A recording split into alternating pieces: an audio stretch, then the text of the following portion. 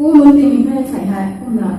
rẳng tí lâu thằng bạc cái này lúc khá là hai năm nó bị lừa đấy mà present trong đấy này là 6 7 lắc cả